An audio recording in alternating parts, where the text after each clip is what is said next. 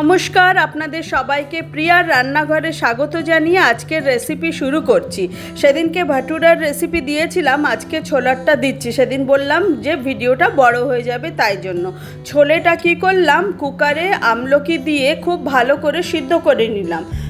তারপরে এখন কড়াই গরম করে সর্ষের তেলের মধ্যে জিরে আর তেজপাতা ফোড়ন দিয়ে পেঁয়াজটা ভাজা ভাজা করে নিতে হবে। তো তার মধ্যে রেগুলার মশলাটা তৈরি করে নিতে হবে। জিরে, ধনে, ব্ল্যাক পেপার, হলুদ এইগুলো দেব। তারপরে পেস্ট একটা বানাতে হবে। গরম মশলা, টমেটো, আদা, কাঁচা লঙ্কা, রসুন এইটা দিয়ে একটা মিক্সিতে ব্লেন্ড করে নিতে হবে। এই পেস্টটা দিয়ে ছোলাটা যখন খুব ভালো করে সাতলানো হয়ে যাবে, কষাতে হবে কিন্তু ছোলাটা খুব ভালো করে। তারপরে আমরা স্পাইস ডালবো, হলুদ ঢেলে দেব, আর যেই পেস্ট বানিয়েছিলাম সেই পেস্টটাকে ঢেলে দিলাম।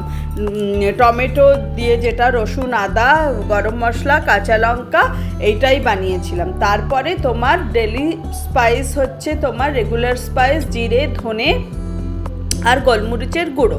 ব্যাস এইটা দিয়ে তুমি খুব ভালো করে নাড়াচাড়া করে মশলাটাও কষিয়ে নিতে হবে। তারপরে আমরা এটার মধ্যে গরম জল অ্যাড করব। একটুখানি আলুও আমি দিয়েছি আমার ছেলের জন্য। তারপরে আমরা গরম জলটা দিয়ে ফুটিয়ে নেব। যখন মশলাটা খুব ভালো করে কুক হয়ে যাবে, তখন আমরা এর মধ্যে কসুরি মেথি আর ধনেপাতা উপর দিয়ে দেব, দিয়ে পরিবেশন করব আর এনজয় করব ভাটুরের সাথে।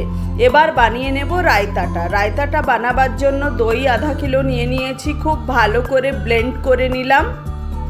এর মধ্যে বাজার থেকে কেনা যেই রায়তার বুঁদিয়াটা পাওয়া যায়, সেই বোঁদেটা মিলিয়ে নিলাম। মিলাবার পরে এটাতে চাট মশলা, কালো নুন, সাদা নুন মিলিয়ে মিক্স আপ করে সর্ষে আর কারিয়া পাতা দিয়ে এটাতে তড়কা লাগিয়ে নিতে হবে। তারপরে সার্ভ করতে হবে। এইভাবেই খুব ভালো করে এনজয় করুন এই রকম আবহাওয়াতে, আর সাথে থাকুন, নিজের খেয়াল রাখবেন। আর যদি ভিডিওটা ভালো লেগে থাকে, প্লিজ সাবস্ক্রাইব করুন, ফলো করুন, আর নিজের খেয়াল করে ধ্যান করে সুস্থ থাকুন।